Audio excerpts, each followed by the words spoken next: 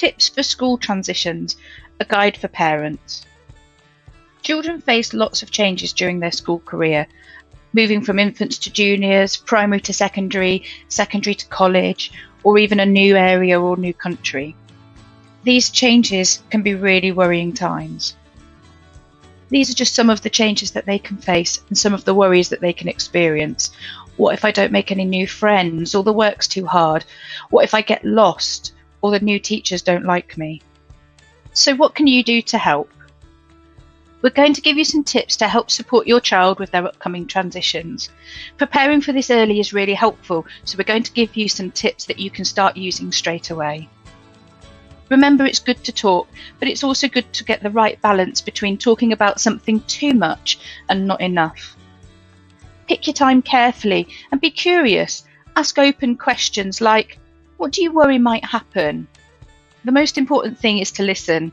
Remembering to drive the van by validating, acknowledging and normalising helps us to remember to stick with the feeling rather than giving advice.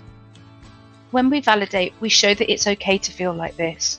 When we acknowledge how they're feeling, we're showing that we're really listening and empathising with how they feel. And when we validate, we're showing them that they're not alone in feeling this way. Talking to brothers and sisters who've already moved schools can be really helpful. As parents, it's really important that we keep calm and are positive. Try and encourage them to see the positive side of things. Moving up to secondary school includes a big increase in responsibility. Try to promote their independence by thinking of the small steps they could take now, such as walking to school on their own or even part of the way, going to the local shop for a pint of milk, or doing jobs around the house. There are also some really practical things you can help with as well, such as going on a virtual school tour, planning out where your lessons are on the school map and putting your teachers on the timetable. Practice how you'll get to school. What route will you walk, or where will you get the bus? What time do you have to leave? And make a list of the essentials you need to pack in your bag. And most importantly, have fun. Sometimes we forget how important laughter is. So be silly, play games, do stuff together, laugh, be embarrassing, make jokes. So what can you do in the first few days of the new school? Help them to get organised. Maybe they could pack their bag the night before, or they could create a homework timetable. Encourage them to practice positive self-talk, reminding themselves that they can do it and of the things they're really good at. Looking after ourselves is really important, so encourage them to do the things that they enjoy or to keep active. There are more tips for self-care on our 5 Ways to Wellbeing video on our website. Friendships are really important. Encourage them to keep in contact with their old friends, but also to try and make new ones. A really great way of doing this is by trying a new hobby, activity or club.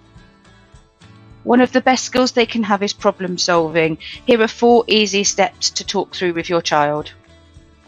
Step 1. Clearly identify the problem. When we know what the problem is, we're one step closer to being able to solve it. Step 2. List all of the possible solutions. At this stage, we're not saying whether they're good or bad solutions. We're listing all of them, even the ones that sound silly. Step 3. Write the pros and cons for each solution. Here we're thinking about the advantages and disadvantages of doing each of the solutions so that we can pick the best one. Step 4.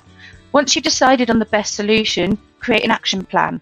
Think about how you're going to achieve that solution and put it into action.